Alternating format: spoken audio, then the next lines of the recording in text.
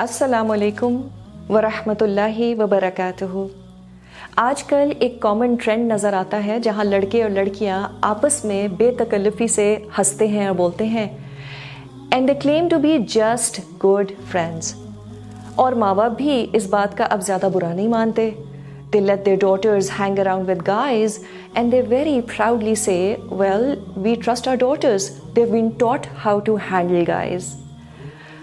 और फिर ऐसे ही पेरेंट्स शदीद परेशान पाए जाते हैं जब उनकी बेटी या बेटा किसी गैर मुनासिब शख्स के साथ इन्वॉल्व हो जाते हैं।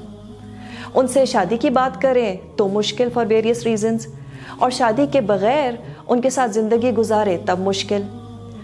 कभी कभी इन्वॉल्वमेंट वन साइडेड होती है, ये एक और मुश्किल है, because they were just friends but now one of them is in love and the other isn't, ये एक और मुश्किल।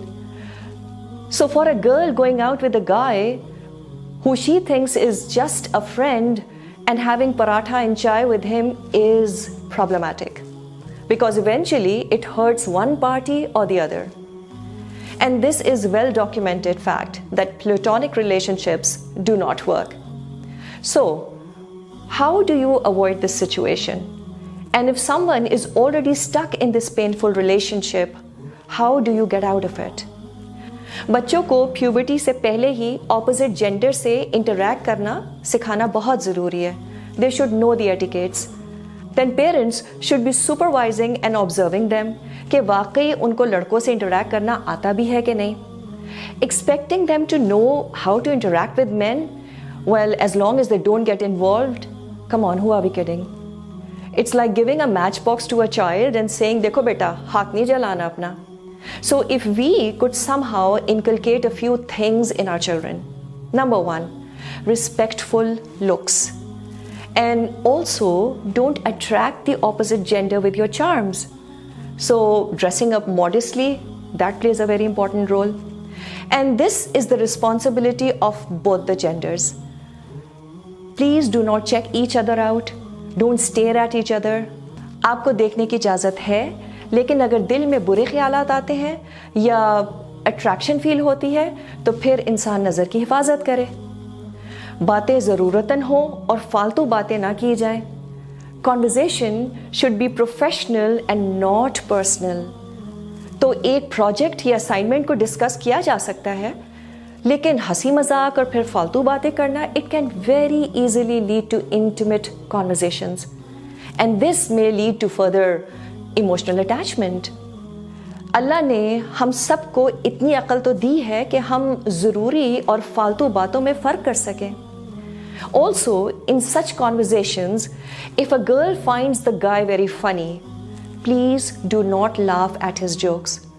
Women usually have no idea what a kick a guy gets when a girl laughs at his jokes. तीसरी चीज़ क्या? Absolutely no physical contact. लोगों को पहले ही बता दें, इफ़ यू थिंक कि ऑकवर्ड सिचुएशन होगी, let them know beforehand कि आप हाथ नहीं मिलाती हैं। And also keep a good distance while talking to opposite gender. If you can smell his shampoo, that's not far enough. If your hands touch unintentionally, Allah सुब्हानहू तआला is forgiving. It's okay, be a little careful next time. So no need to go and sanitise your hands. The Messenger sallallahu alaihi wasallam, he never touched a non-mahram even at the time of taking a pledge. Last but not the least, avoid meeting in private. We all know the hadith कि एक मर्द और औरत जब अकेले होते हैं, so the third is shaitan. And this surely includes all social medias. Have your conversations in groups. कोई ज़रूरत नहीं है किसी मैसेज पे रिस्पॉन्ड करने की, even if it's a straightforward message. And this is especially for unmarried people. Shaitan will eventually put funny thoughts in your mind. And the strategy of Shaitan is to give you slow poison. Maybe not at the first time, but he hammers 1% at a time and then it adds up. And eventually it becomes a big problem. For married people, wo kya kare? Perhaps letting your spouse see your messages could help. So the third one is not Satan, but your spouse. Now, what to do if you are already attracted to someone? पहले तो हम इस बात को समझ लें कि this is bound to happen. This is how Allah सुब्हाना ताला हैज़ हार्ड वायर्ड अस। लेकिन थोड़ा सा यहाँ पे ये सोचने की भी ज़रूरत है कि आखिर ये हुआ क्यों। चांसेस आर कि अब तक हमने जितनी बातें की हैं उसमें कहीं ना कहीं कोई वायलेशन हुई है। गेज वर नॉट लोअर्ड, बेतकल्लुफ़ी का मामला हो, शायद फिज़िकल कॉन्टैक्ट भी हो। कितनी इश्क की कहानियाँ तो साइबर लव होती हैं। Anyways, if the damage has been done, what now? अगर कोई मर्द आप में इंटरेस्ट शो कर रहा है, there is a proper way of going about it. And one of the best signs to know if somebody is serious in you is that you ask him, are you willing to talk to my dad? और बड़ों को involve करने का मतलब हरगिज़ ये नहीं होता कि अभी शादी करनी है. It only shows how serious he is about the intention of marriage. So we as women should have very clear boundaries in such matters. See, if you are able to make the relationship halal, that's the best thing to do. But if not, then you have to go cold turkey right now. हाँ, एक आखिरी message भेजा जा सकता है. आप इसको ख़त्म कर रही हैं ताकि अगला शख्स ये क्लूलेस ना रहे कि अब एकदम से क्या हो गया. ये किया जा सकता है.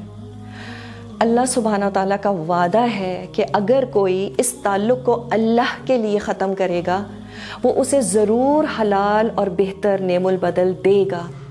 यूसुफ अलैहिस्सलाम की मिसाल हमारे पास मौजूद है.